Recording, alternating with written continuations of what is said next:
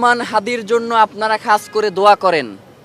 আল্লাহ না করুক ওসমান হাদির যদি কিছু হয়ে যায়, ওসমান হাদি যেই দিন যদি আল্লাহ না করুক কোনো কারণে সে নিঃশ্বাস বন্ধ করে, সেই দিন এই অন্তর্বর্তীকালীন সরকারের শেষ দিন।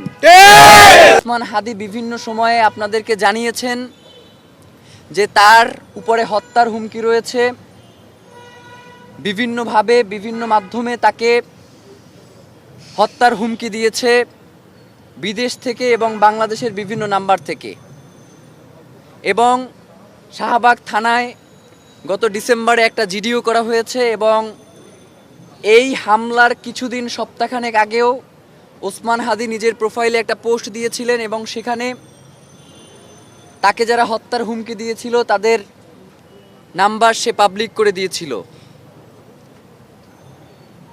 বাংলাদেশ সরকার যারা দায়িত্বে রয়েছেন, যে সকল গোয়েন্দা সংস্থা, অত্যন্ত হাস্যকর বিষয় যে ওসমান হাদির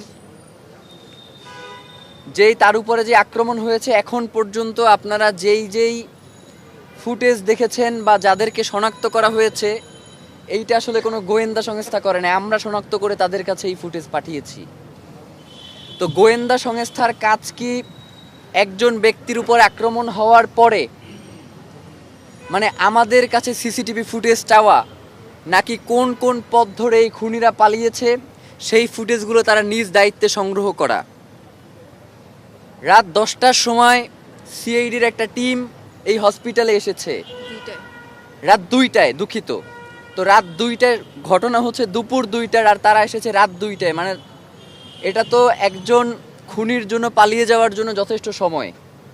সুতরাং আমাদের কাছে স্পষ্ট মনে হয়েছে যে বাংলাদেশের যে গোয়েন্দা সংস্থাগুলো রয়েছে তারা সম্পূর্ণভাবে এক্ষেত্রে অসহযোগিতা করেছে এবং জুলাইয়ের এই যে শক্তি যারা বাংলাদেশকে ধারণ করে, আমার কাছে মনে হয় যে এখনও গোয়েন্দা সংস্থার মধ্যে এমন কিছু লোক রয়ে গেছেন যারা এখনও চাচ্ছে না যে বাংলাদেশ তার স্বাধীনতা সার্বভৌমত্ব ফিরে পাক।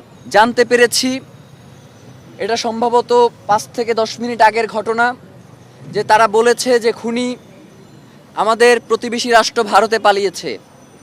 আপনাদের কাছে একটা কথা জানতে চাই যে বাংলাদেশে যারাই এবং যখনই কোনো গুম, খুন এবং হত্যা হয় সেই খুনির আশ্রয়দাতা অটোমেটিক্যালি ভারত হয়ে যায়।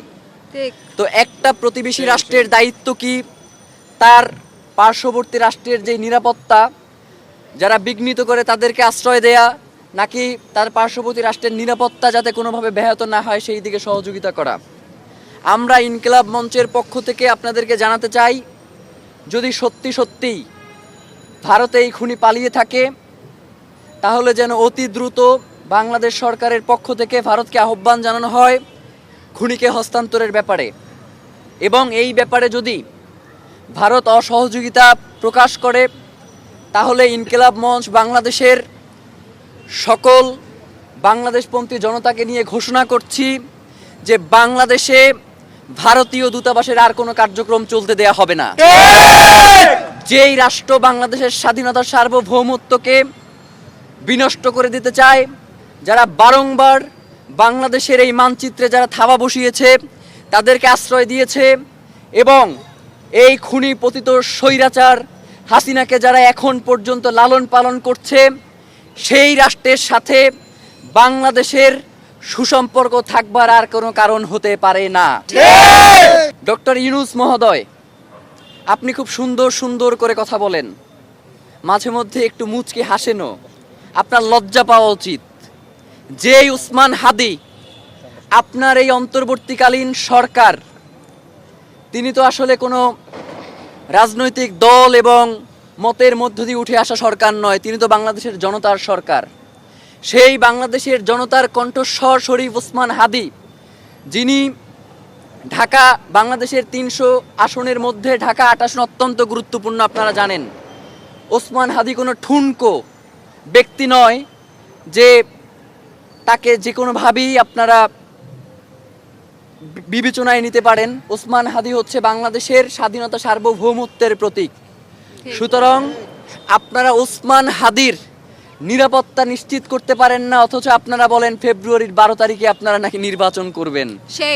এক আসনের প্রার্থীর আপনারা নিরাপত্তা নিশ্চিত করতে পারেন না, আর 300 আসনে আপনারা ইলেকশন করবেন এবং সেই ইলেকশন সুষ্ঠু হবে, কোনো ঝামেলা হবে না এবং সবথেকে সুন্দর নির্বাচন হবে, এমন কথা যখন আপনারা বলেন তখন আপনাদের মুখে আমাদের থুতু মারতে ইচ্ছে হয়। যারা বাংলাদেশের স্বাধীনতা সার্বভৌমত্বকে টিকিয়ে রাখার জন্য লড়াই করছে তাদেরকে আসলে মেরে ফেলার জন্যই এদেরকে বের করা হয়েছে। সুতরাং এই দায় কোনোভাবেই অন্তর্বর্তীকালীন সরকার এড়াতে পারে না। আমরা কোনোভাবেই আপনি বিমান থেকে লাফ দিবেন এবং হেলমেটে ওসমান হাদির ছবি সেখানে পোট্রে করবেন, আমরা তো ওসমান হাদির এই অচেতন অবস্থায় তাকে আপনারা পুষ্পমাল্য দিবেন এই প্রত্যাশা আমরা রাখি নাই। আমরা অন্তত মনে করেছিলাম যেহেতু ওসমান হাদি বাংলাদেশের স্বাধীনতা সার্বভৌমত্ব রক্ষার সবচেয়ে বলিষ্ঠ কণ্ঠস্বর এবং অন্তর্বর্তীকালীন সরকারের সবচেয়ে বড় শক্তির জায়গা, সুতরাং আপনাদের নিজেদেরই দায়িত্ব ছিল ওসমান হাদিকে রক্ষা করা। যেহেতু আপনারা ওসমান হাদিকে আমরা 48 ঘন্টা সময় দিয়েছিলাম, আপনারা এই 48 ঘন্টার মধ্যে ওসমান হাদির যারা খুনি রয়েছে তাদেরকে আপনারা গ্রেফতার করতে পারেন নাই। সুতরাং আমরা ইনকিলাব মঞ্চ এবং বাংলাদেশের জনতার মতামতকে প্রাধান্য দিয়ে আপনাদেরকে বলছি যে ওসমান হাদির জন্য আপনারা খাস করে দোয়া করেন। আল্লাহ না করুক ওসমান হাদির যদি কিছু হয়ে যায়, ওসমান হাদি যেই দিন যদি আল্লাহ না করুক কোনো কারণে সে নিঃশ্বাস বন্ধ করে, সেই দিন এই অন্তর্বর্তীকালীন সরকারের শেষ দিন। আগামী কালকের মধ্যে যদি এই আসামি গ্রেফতার না হয় তাহলে আমরা স্বরাষ্ট্র উপদেষ্টা এবং আইনমন্ত্রী এই দুইজনের পদত্যাগ দাবি করছি এবং আমরা সেই সাথে আপনাদেরকে জানাতে চাই যে আগামীকালকে ঢাকায় শহীদ মিনারে ইনকিলাব মঞ্চের পক্ষ থেকে সর্বদলীয় একটি প্রতিরোধ সমাবেশের আয়োজন করা হয়েছে বিকাল 3টায় শহীদ মিনারে।